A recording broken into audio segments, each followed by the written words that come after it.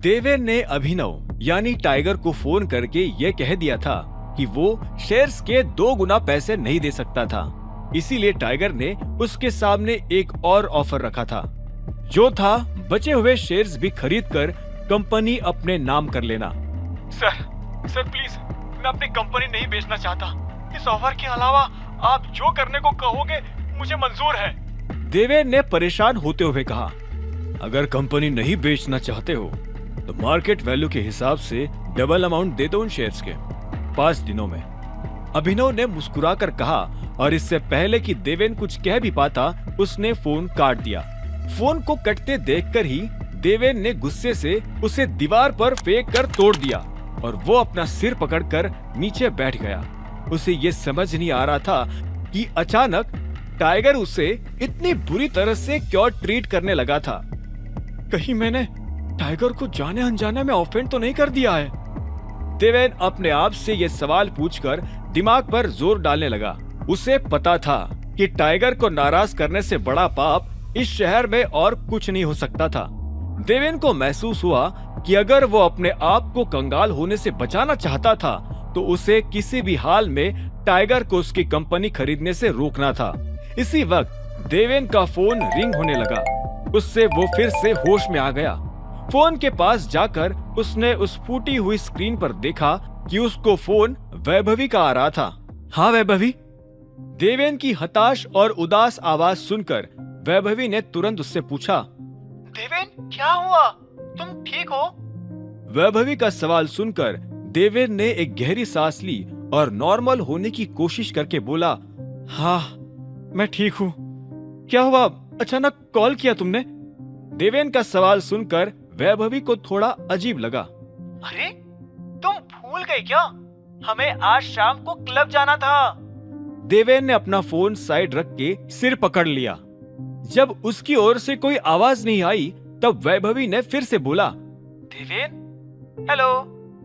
हाँ मुझे अभी याद आया, वो काम के चक्कर में दिमाग से निकल गया था। तो तुम मुझे लेने आ रहे हो या मैं ही तुम्हारे ऑफिस आ जाऊं? वैभवी ने एक्साइटेड होते हुए कहा। उसकी इसी एक्साइटमेंट को देखकर देवेन और भी ज्यादा बेचैन होते जा रहा था। उसके पास फिलहाल 1 सेकंड का टाइम नहीं था बर्बाद करने के लिए। उसे जल्द से जल्द टाइगर से निपटना था, नहीं तो उसके उसी क्लब में झाड़ू लगाने के दिन आ सकते थे। बाद में देखते हैं वैभवी, कुछ बहुत ही इंपॉर्टेंट काम आ गया है, इसीलिए आज कैंसिल करना पड़ेगा। इंपॉर्टेंट काम ऑफिस से रिलेटेड है? वैभवी ने पूछा। हाँ ऑफिस का ही काम है, देवेन ने अपना सिर मसलते हुए कहा। उसकी बात आज पहली बार वैभवी को अजीब लग रही थी।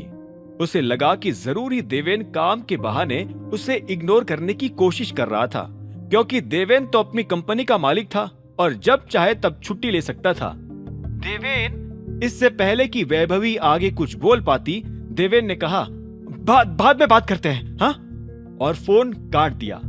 वो फिर से अपने कैबिन में अकेला सिर पकड़कर एक कोने में बैठ गया था।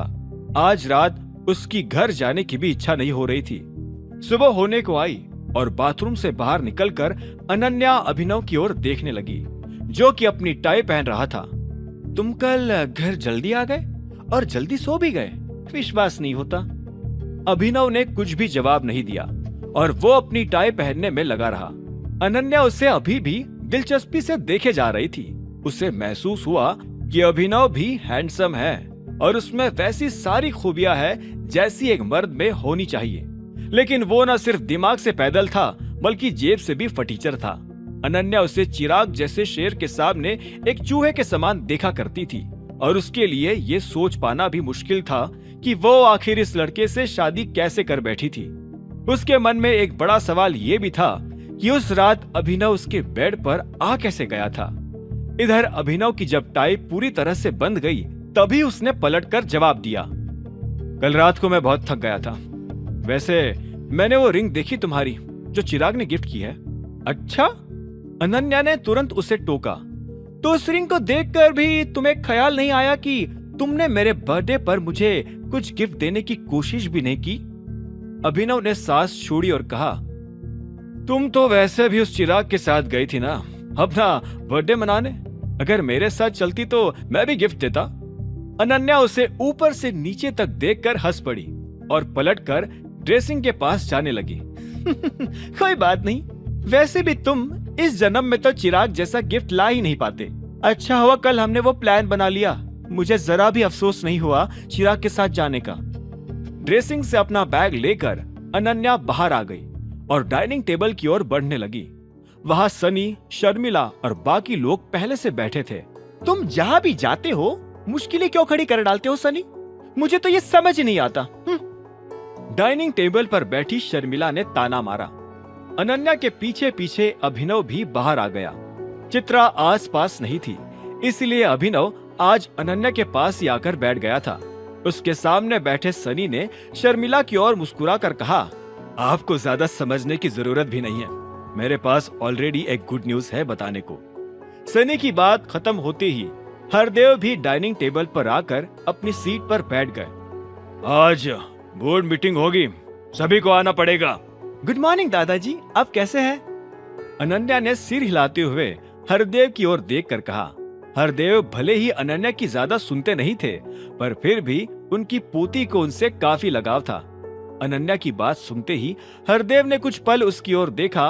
उनके मन में इस वक्त कई सारे ख्याल आने लगे थे। मैं ठीक हूँ, सभी ध्यान से सुना। प्रोटॉन पब्लिशर से जो कॉन्ट्रैक्ट मिला है उसकी लीडरशिप अब अनन्या को दी जाएगी। क्या? शर्मिला काफी शॉक्ड हो गई। वही सनी ने उसकी ओर देखकर एक फीकी सी मुस्कान के साथ कहा, मैंने कहा था ना, गुड न्यूज है। अनन्या हैरान होते हुए हरदेव की ओर देखे जा रही थी, लेकिन उसे उनके चेहरे पर कोई भी हाव भाव नहीं दिखाई दे रहे थे। अभिनव ने भी जब अनन्या को हैरान होते हुए देखा तो उसे अपनी ओर देखने के लिए टेबल के नीचे से पैर लगाने का सोचा। हालांकि फिर अनन्या ने भी अपना पैर थोड़ा हिलाया और तभी अभिनव ने अपना पैर वापस पीछे ले लिया। उसे महसूस हुआ कि अनन्या इस इशारे का भी गलत मतलब निकाल सकती है।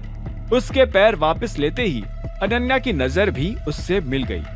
अभिनव जानता था कि हरदेव क्या कह रहे थे, लेकिन ये नहीं जानता था कि क्यों। उसके मन में सवाल यही था कि जब कॉन्ट्रैक्ट अनन्या की मीटिंग के बेसिस पर ही बना था, तो फिर वो उससे उसकी पोजीशन क्यों छीनना चाह रहे थे। और भले ही उन्होंने अभी फिर से कॉन्ट्रैक्ट का इंचार्ज अनन्या को बना दिया हो, लेकिन दाल में कुछ काला था। ये जरूरी सनी के साथ उनकी कुछ प्लानिंग थी। अभिनव जानता था कि सनी ही इस तरह का खेल खेल सकता था, क्योंकि उसने पहले भी चालाकी से अभिनव और अनन्या के बीच में जो भी हुआ उसे पकड़ लिया था। अनन्या ने नजरें मिलाते हुए उसने धीरे से ना करते हुए अपना सिर हिलाया और उसे हरदेव का ऑफर रिजेक्ट करने का इशारा किया। सनी ने अभिनव की ओर देखकर उसके हाव भाव भी पहचान लिए और वो तुरंत ही चिल्ला पड़ा, तुम ये क्या कर रहे हो अभिनव? हाँ? अचानक सनी की ऊंची आवाज सुनकर टेबल पर बैठे सभी लोग चौंक गए। अनन्या ने अभिनव का इशारा समझकर फिर से हरदेव की ओर देखा। आज पहली बार उसने अभिनव की कोई बात सुनी थी, वो भी शायद इसलिए क्योंकि उसे खुद हरदेव के ऑफर में कुछ गड़बड़ लग रही थी। आखिर वो क्यों पहले अनन्या से उसकी पोजीशन लेकर फिर अचानक उसे ही वापस दे रहे थे। अनन्या अपना सवाल उठाने ही वाली थी कि शर्मिला खुश होकर बीच में बोल पड़ी, कांग्रेचुलेशंस अनन्या बेटा। हाँ, कांग्रेचुलेशंस, बहुत खूब। राजीव ने भी शर्मिला की बधाई में अपनी बधाई जोड़ते हुए कहा। उनकी एक्साइटमेंट खत्म होने के बाद ही अनन्या ने गहरी सांस छोड़ी और हरदेव की ओर देखकर कहा, दादाजी, आपने अचानक ये डिसीजन क्यों लिया? मेरा मतलब आप तो सनी को लेने वाले थे ना एज एन इंचार्ज। वो प्रोफेशनली मुझसे बेहतर भी है। मैं जानता हूँ मैं बेहतर हूँ, सनी ने अपने ऊपर गर्व करते हुए कहा, लेकिन दादाजी तुम्हें इसलिए लेना चाहते हैं क्योंकि तुम शुरू से इस डील में साथ हो ना, और फिर काम करोगी तभी तो सीखोगी कि काम होता कैसे है। जैसे तो तुम मेरी बहुत परवाह करते हो। अनन्या ने सनी को ताना मारते हुए कहा, तो नहीं करता क्या? परवाह नहीं करता तो ये डील क्यों देता तुम्हें करने को? सनी भी उस पर भड़क उठा। इससे पहले कि उनके बीच बहस शुरू होती, हरदेव बीच में बोल पड़े, शांत, मैंने जो कहा है वही फाइनल है, कोई बहसबाजी नहीं होगी। और अनन्या, सनी तुम्हारी बहुत परवाह करता है, तुम्हें भी उसकी रिस्पेक्ट करनी चाहिए, आखिर भाई है तुम्हारा। हरदेव की बात सुनकर ही अनन्या अपने मन ही मन चीख पड़ी, भाड़ में जाए सब भाई। उसे पता था कि सनी हमेशा से ही उससे नफरत करता था और उसे कभी आगे नहीं बढ़ने देना चाहता था। वैसे भी कॉन्ट्रैक्ट का हेड तुम्हें ही वापस बनाने का ये डिसीजन मेरा है। आखिर तुम सीईओ हो कंपनी की, और अब तो तुम्हारी मदद करने सनी भी प्रेसिडेंट के रूप में ज्वाइन करने वाला है, इसलिए अच्छा होगा कि तुम दोनों एक दूसरे के साथ ठीक से पेश आओ। हरदेव अपनी बात कहे जा रहे थे। उन्हें ज्यादा फर्क नहीं पड़ रहा था कि ये सब सुनकर अनन्या को कैसा महसूस होगा। दूसरी ओर शर्मिला काफी शॉक थी। उसने पहले कभी हरदेव को इस तरह से डिसीजन लेते हुए नहीं देखा था। उसे महसूस हो रहा था कि अनन्या के साथ कुछ गलत हो रहा है, इसीलिए वो उसके बचाव में बोलने लगी। एक सेकंड पापा जी, ये कंपनी में प्रेसिडेंट की नई पोजीशन कहाँ से आ गई? हमारी कंपनी कोई टाइगर का ग्रुप थोड़ी ना है जिसे इतने सारे लोगों की जरूरत पड़ेगी। अनन्या अकेले भी तो सीईओ के रोल में सब कुछ मैनेज कर सकती है। अभिनव ने अपना नाम सुनकर शर्मिला की ओर देखा। वो फिर से सोचने लगा था कि अगर इस औरत को पता चल जाएगा कि वही टाइगर रोज सुबह इसके साथ डाइनिंग टेबल पर नाश्ता करता है तो उसके क्या हाव भाव होंगे। दूसरी ओर अनन्या ने गुस्से में अपने नाश्ते पर कंसंट्रेट करते हुए कहा, अब कुछ भी फर्क नहीं पड़ता, मुझे इस कॉन्ट्रैक्ट में रहने का कोई इंटरेस्ट नहीं है। आप सनी को ही इसका हेड बना दीजिए, वो सब संभाल लेगा। अनन्या की बात के बाद डाइनिंग टेबल पर किसी ने अपना मुंह नहीं खोला। कुछ ही देर में हरदेव और सनी अपना नाश्ता खत्म करके वहां से चले गए और इसी वक्त शर्मिला ने अनन्या की ओर देखकर पूछा, तुमने रिजेक्ट क्यों कर दिया दादाजी का ऑफर? जब तुमसे पोजीशन वापस ले ली थी तब तो बहुत नाराज थी तुम।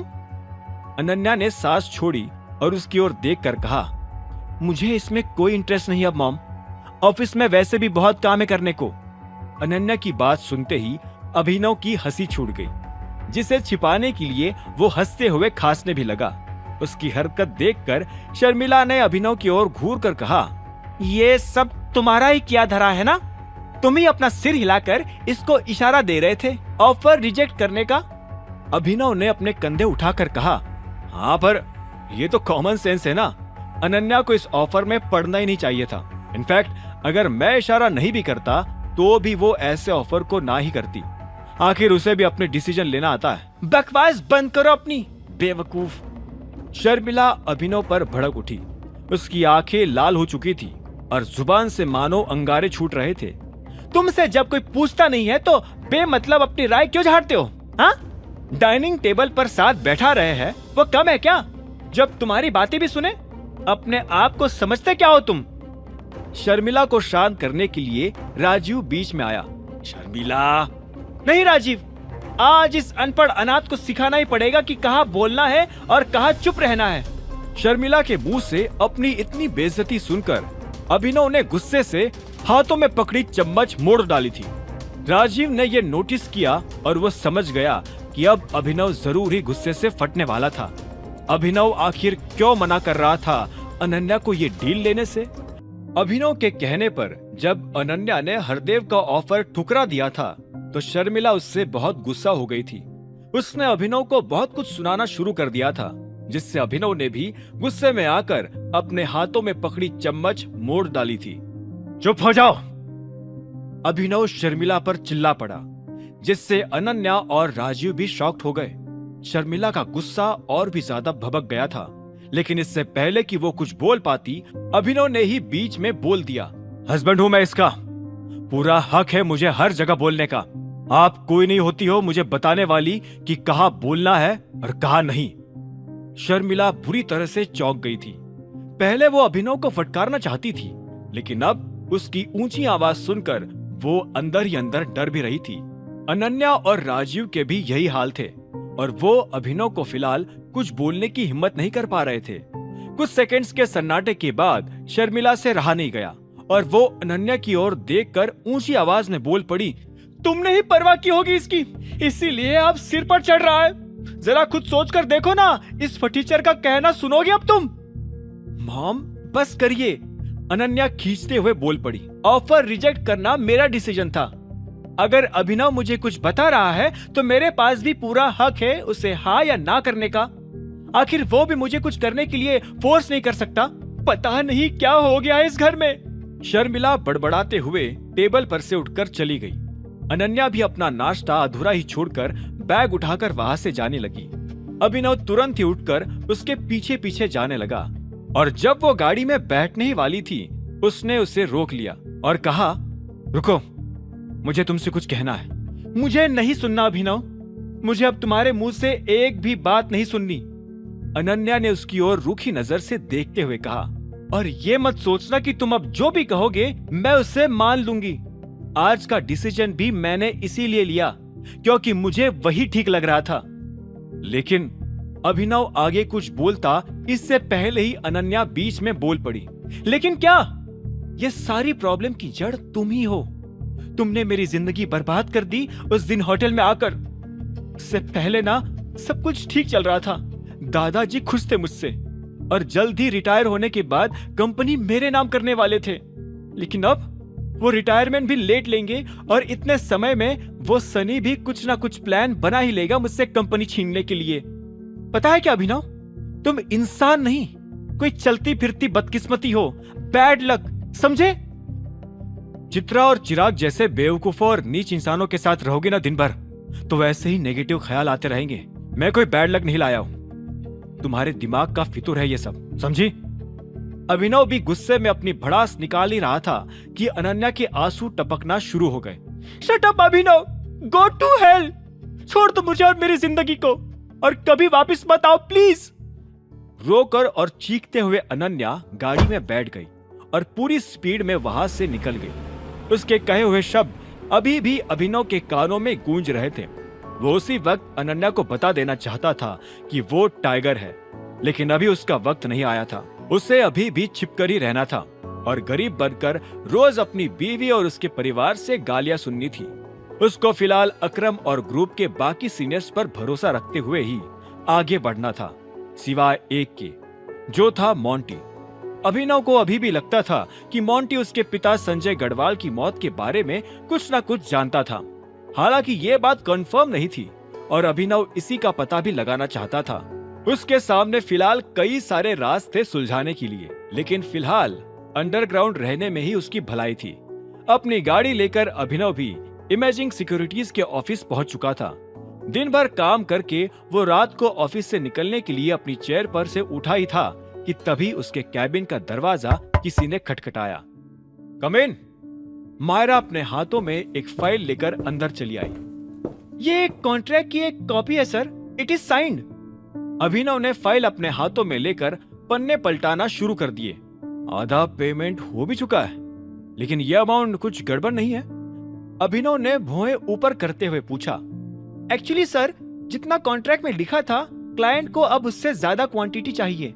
उनका मैसेज भी आ गया था हमारे पास इसके लिए और उन्होंने एक्स्ट्रा क्वांटिटी का भी पेमेंट उसी वक्त कर दिया। इसी वजह से अमाउंट ज्यादा है कॉन्ट्रैक्ट में, लेकिन क्वांटिटीज उतनी है। मायरा ने सिर हिलाते हुए कहा, तो फिर उसे कॉन्ट्रैक्ट में लिखना चाहिए था ना। और उन्हें अगर एक्स्ट्रा क्वांटिटीज की नीड है तो हमारे स्टॉक की क्या पोजीशन है अभी? अभिनव ने मायरा की ओर देखकर पूछा। सर, वो उनका मैसेज आज इवनिंग में ही आया था, इसलिए नया कॉन्ट्रैक्ट बनाने का टाइम ही नहीं मिला। और जहां तक बात स्टॉक की है, तो उनका जितना ऑर्डर था वो स्टॉक तो रेडी है मंडे को डिलीवर होने के लिए। इस एक्स्ट्रा क्वांटिटी के स्टॉक के लिए फिर से देखना पड़ेगा बस, मायरा ने कहा और अभिनव ने सिर हिलाकर फाइल टेबल पर रख दी। ठीक है, मंडे को देखते हैं फिर। अभिनव ने मायरा से नजर हटा ली, लेकिन फिर नोटिस किया कि वो अभी भी वही खड़ी थी। क्या हुआ, तुम्हें और कुछ कहना है? मायरा ने ना करते हुए सिर हिलाकर कहा, नहीं सर, कुछ नहीं, गुड नाइट। मायरा बाहर चली गई और अभिनव भी अपना ब्रीफकेस और फोन उठाकर ऑफिस से निकलकर अपनी गाड़ी की ओर बढ़ने लगा। हालांकि गाड़ी में बैठते ही उसे घर जाने में हिचकिचाहट हुई। उसे महसूस हुआ कि जिस तरह से वो सुबह शर्मिला और अनन्या से लड़ा था, तो वो जरूर ही उसे डिनर नहीं देने वाले थे।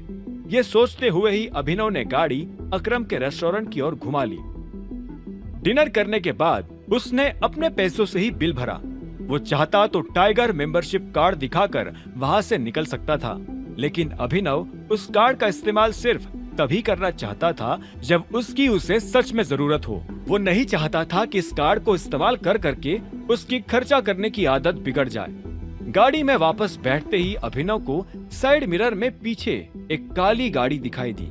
उसे याद आ गया कि ये काली गाड़ी तब भी उसके पीछे आ रही थी जब वो ऑफिस से रेस्टोरेंट आ रहा था। पहले अभिनव को थोड़ा शक हुआ, फिर उसने ज्यादा ना सोचते हुए अपनी गाड़ी आगे बढ़ा ली। कुछ ही देर में वो काली गाड़ी भी उसके साइड मिरर से चली गई थी। हालांकि कुछ ही मिनटों बाद वही गाड़ी दूसरी सड़क से निकलकर अभिनव के सामने आकर चलने लगी। अभिनव अब तक अलर्ट हो चुका था। उसे लगा कि ये कहीं ना कहीं देवेन की ही कोई हरकत है। पहले भी उसी ने अभिनव के पीछे गुंडे भिजवाए थे। हालांकि फिर अभिनव ने सोचा कि देवेन फिलहाल खुद अपनी कंपनी को बचाने में लगा हुआ था, इसीलिए वो शायद ही उसे इस तरह से परेशान करेगा। कुछ देर और अभिनव अपनी गाड़ी चलाता गया और हर टर्न पर उसने देखा कि वो काली गाड़ी भी वैसा ही टर्न ले रही थी। उसे यकीन हो गया था कि वो अब खतरे में था, इसीलिए उसने तुरंत ही अपनी गाड़ी साइड में रोक दी और वो बाहर निकल आया। पीछे आ रही गाड़ी भी रुक गई और अभिनव उसके पास अपनी आस्तीन चढ़ाता हुआ बढ़ने लगा। आना, बाहर निकल! अभिनव चिल्लाया। उस काली गाड़ी का दरवाजा खुला और उसमें से रंजन हड़बड़ाते हुए बाहर निकला। अभिनव उस पर मुक्के बरसाने ही वाला था, पर वो रंजन को देख के रुक गया और इसी वक्त पैसेंजर सीट का भी दरवाजा खुला और उसमें से डॉन हिचकिचाते हुए बाहर निकला। दोनों लोग डरते हुए धीरे धीरे अभिनव के करीब आते गए और फिर उसके पैरों में गिर गए। बस बस! उन्हें देखकर अभिनव चिढ़ते हुए बोल पड़ा, उठो उठो दोनों, मेरा पीछा क्यों कर रहे थे? वो आपसे कुछ बात कर रही थी, डॉन ने हकलाते हुए कहा। उसका सिर अभी भी नीचे झुका हुआ था। अभिनव ने उसे इग्नोर किया और वो पलटकर अपनी गाड़ी की ओर जाने लगा। तुम्हें जो भी जानना था अकरम तुम्हें बता चुका है, अभी जाओ यहाँ से। अभिनव को जाता देख डॉन और रंजन ने एक दूसरे की ओर देखा और फिर वो भागकर उसके सामने आ गए। बस, हमें सिर्फ आपसे ही बात करनी है, प्लीज, रंजन ने राइट साइड से आते हुए कहा। लेफ्ट साइड से डॉन भी आ गया और बच्चों की तरह अपना सिर हिलाकर कहने लगा, बॉस, वो मैं आपसे उस दिन के बर्ताव के लिए माफी मांग रहा हूँ। आपने कहा था ना कि आप मुझे मेरी सजा सुनाओगे, लेकिन मैं इतने दिनों से वही सोच सोच कर परेशान हो रहा हूँ। प्लीज हमारी बात सुन लीजिए ना। डॉन को गिड़गिड़ाता देखकर अभिनव को गुस्सा भी आ रहा था और हंसी भी। कुछ और मिनटों तक उनसे ये नाटक करवाने के बाद अभिनव ने एक गहरी सांस ली और कहा, ठीक है, मेरी गाड़ी में बैठो। अभिनव अपनी गाड़ी की ओर चलने लगा। डॉन ने रंजन की ओर मुस्कुराते हुए देखा।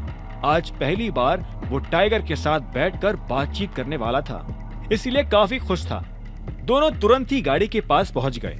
अभिनव पीछे जाकर अकेले बैठ गया था, इसीलिए डॉन आगे पैसेंजर सीट पर आकर बैठ गया और रंजन ड्राइवर सीट पर। अकरम ने मुझे बता दिया था कि उसने तुम्हें कुछ समझाया है, अभिनव ने अपने फोन में देखते हुए कहा, इसलिए मुझे नहीं लगता मुझे और कुछ समझाने की जरूरत है। डॉन ने अपना सिर हिलाया और पूछा, आप अपनी आइडेंटिटी का खुलासा कब करने वाले हैं सर? अभिनव ने एक पल उसकी ओर देखा, फिर वापस अपने मोबाइल में देखते हुए कहा, हमारे बीच फिलहाल एक जासूस है। जब तक वो नहीं पकड़ा जाता तब तक मैं अंडरग्राउंड ही रहूंगा और तुम दोनों भी तब तक अपना मुंह बंद ही रखना, नहीं तो अच्छा नहीं होगा। डॉन ने तुरंत ही हामी में सिर हिलाते हुए कहा, जी सर, जी, आप टेंशन मत लीजिए, ये सीक्रेट ही रहेगा, हमारा वादा है। अभिनव ने सिर हिलाकर हामी भरी और फिर वो वापस अपने मोबाइल में कुछ देखने लगा। इसी वक्त डॉन ने भी एक पल के लिए रंजन की ओर देखा और फिर एक गहरी सांस लेकर कहा, बॉस, वो हम बस आपसे माफी मांगने आए थे। अगर हमें पता होता ना कि आप हो तो हम ऐसा कुछ करने की सोचते भी नहीं, मां कसम। हाँ बॉस, रंजन ने भी उसकी बात में अपनी बात मिलाकर कहा, हम बस ये चाहते हैं कि आप हमें अपना स्टूडेंट समझकर माफ कर दो। आप जो बोलोगे ना, हम वो करने के लिए तैयार हैं, चाहे फिर गुड़गांव में बाढ़ ही क्यों ना आ रही हो और रात के 3 ही क्यों ना बजे हो। अभिनव ने उन दोनों की ओर देखकर सांस छोड़ी और कुछ सेकंड्स के बाद कहा, ठीक है, माफ कर रहा हूं, लेकिन इसका मतलब ये नहीं है कि सजा नहीं मिलेगी। जैसे कुछ सूझता है मैं तुमसे कांटेक्ट कर लूंगा, ठीक है? ठीक है sir, thank you so much. Abhinav की बात सुनते ही डॉन और रंजन दोनों के चेहरे पर बड़ी सी मुस्कान आ गई। इससे पहले कि वो और कुछ कह पाते, अभिनव ही बीच में बोल पड़ा, चलो अभी उतरो, मुझे जाना है। जी जी बॉस, जरूर जरूर। रंजन और डॉन अपनी अपनी सीट से उतर गए। अभिनव भी ड्राइवर सीट पर आने के लिए गाड़ी से नीचे उतर गया। उसे देखते ही डॉन ने कहा, बॉस एक और बात कहनी थी। आप इस तरह अकेले ही घूमते हो, रिस्की है। हम आपकी प्रोटेक्शन में चल सकते हैं और चिंता मत कीजिए, आपके बिल्कुल पास पास नहीं चलेंगे, बल्कि दूर रहकर ही निगरानी रखेंगे। नहीं, मुझे जरूरत नहीं है, मैं वैसे भी ठीक हूँ और अपने आप को प्रोटेक्ट कर सकता हूँ। अभिनव ने ड्राइवर साइड का दरवाजा खोलते हुए कहा। तभी डॉन फिर से बीच में बोल पड़ा, नहीं नहीं सर, हमारा फर्ज बनता है टाइगर की हर दम सुरक्षा करना। हाँ, और अगर आप फिर भी सुरक्षा नहीं चाहते तो एटलीस्ट हमें कुछ और सेवा करने का मौका तो दीजिए बॉस। रंजन ने डॉन की जिद में जुड़ते हुए कहा। अभिनव को महसूस हुआ कि ये दोनों नमूने बिना काम बताए यहाँ से नहीं जाने वाले थे, इसलिए उसने कुछ काम सोचा और फिर अचानक मुस्कुराते हुए कहा, ठीक है, एक काम है, किसी के साथ मैटर है मेरा पुराना, वो क्लियर करना है। अरे बताओ बॉस, कौन है वो उल्लू का पट्टा, उसको अभी गायब कर दूंगा गुड़गांव से। डॉन ने अपनी आस्तीन चढ़ाते हुए कहा। देवेन कुमार। अभिनव ने धीरे से उसका नाम लिया और डॉन की आंखों में हिंसा करने की तलब जल उठी। क्या अब डॉन देवेन को मारने जाने वाला था?